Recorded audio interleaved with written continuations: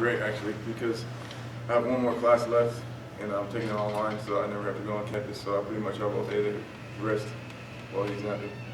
So, and maybe that's some advice for some of the younger players, huh? The fact that you're able to do that now means you put in a lot of extra work earlier in your career, right? Yeah.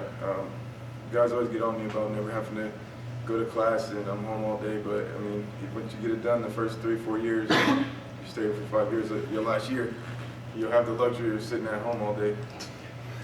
And I know you had a lot of aspirations for your senior season. What's still out in front of you now that you guys are where you are record-wise?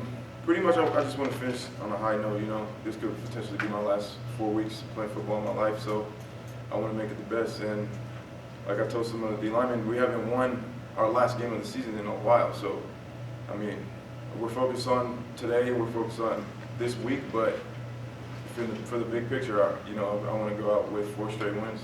There'll be nothing better than doing that.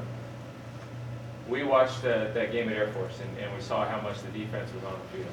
And I mean, you're playing at altitude already, but when you're on the field for 43+ minutes, did you feel that? I mean, was there some fatigue that you experienced there that you don't typically experience? Yeah, I honestly think it's a mind thing. You know, once you get out there and you say, "Oh, we're in altitude," it's kind of hard. If you have your mind right, you can get through it. I didn't really feel anything different.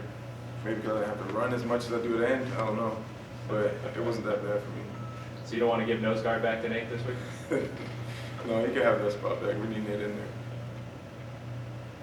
You mentioned potentially your last few games playing football. Is that something that weighs on you as you approach the end of this season, or do you try to just focus it 1 week at a time?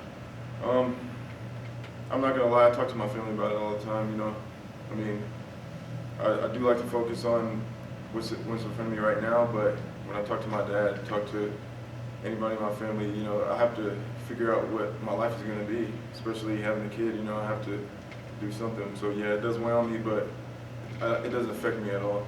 Do you feel like that can give you an added drive to you know, pick yourself up and the rest of the guys in that defensive group? It definitely does. You know, every time I go out there, if I'm sore, if I'm tired, if I didn't get enough sleep, I just think about my son really, and he really pushes me to do better. Last year, the win at Nevada might have been the most important win you guys had all year. What do you remember about that game and what it meant to you? It was, I mean, so I've just been thinking about this upcoming game, but from what I can remember from that game last year, you know, it was just a great win. We had a couple great wins at Nevada. If you remember, I think it was it 2012 when we beat Nevada there? Robbie went on. Yeah. It kind of felt like that, you know. Our guys just got together. We were doing their chant. They did this chant. They were saying yes, yes, yes, or whatever when they were up. When we got up, we started doing that. We got a whole bunch of juice, created our own juice. We were on the road, and it was a real special game. That was one where Travis and Tyler had touchdowns. Yeah, right? yep, that game. When are you going to get yours? Man, I need a touchdown. I've been telling Sherm to give me the ball. Maybe on senior day. Yeah, hopefully. What have you guys learned about yourselves or about football or about life through the ups and downs of this year? Pretty much what we learned is there's nothing more important than family. I mean, here, this is everybody's second family, you know. And as long as we have each other, no matter what's going on outside of the locker room, we still love each other. We still look at each other the same way, you know. And we're just gonna keep doing what we can do, keep trying, keep pushing each other, and we know that we have each other's back. Any more questions for Todd? What do you feel the biggest benefit of having this last weekend off was for the team? It was huge. We needed this. We have a lot of guys hurt, injured, banged up, and I feel like it couldn't have come at a better time. You know, Nate is back pretty much 100%. I think Charles will be back. Kyrie's good. There's a lot of guys who needed this time off, including me. So it was big. Todd, what's the energy like in the locker room right now? And where do you see it being in like the next few days heading into Thursday? You know, for the record that we have now, you would think that our locker room is dead and everybody's mad at each other, but we keep each other up, our morale. We try to keep our morale high, our confidence high, because you can't do well if you don't have a lot of confidence. So, I mean, we're still having fun, not as much fun as we were when we were winning, but, you know, we just try to stay positive. And you guys are going to be facing two really tough 1-2 punches back there with Jackson and Butler. How excited are you facing those two guys? I love challenges, so, I mean, bring it on. That's all I have to say about that. And how have you guys been preparing for that?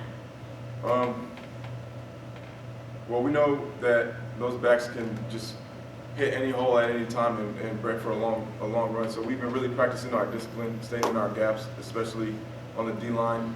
We don't have as much freedom to two-gap and, you know, try to make a big play. We got to just do our assignment because at any time we can try to do something extra and he'll just cut and have a big play. So our discipline is a lot better this week. They thought people in the fan base are looking for something to hold on to. They're looking for something that gives them hope for the rest of these games. What gives you guys hope? I mean, what do you think people can see and believe in and make them feel like, you know, there's a reason to come to this game and there's a reason the Dogs might have a chance to win the game?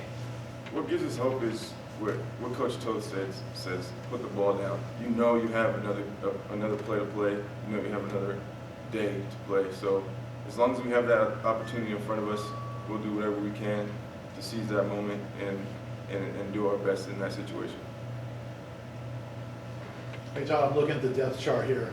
You're listed ahead of a redshirt freshman, Kyle Hendrickson. Right. Obviously, there's a reason for that. You're a better football player than him at this point, at least according to the coaches. If I would say, hey, well, for the sake of the future, shouldn't Kyle Hendrickson play a little more in these last 4 games to get him ready for 2016? I mean, you're a senior starter. What's your reaction to that if I were to suggest that? You know, my reaction to that would be, Kyle has a lot. Well, Kyle's a great football player, and I'm glad he got that his first start last week. And through time, he could potentially even be better than me, you know.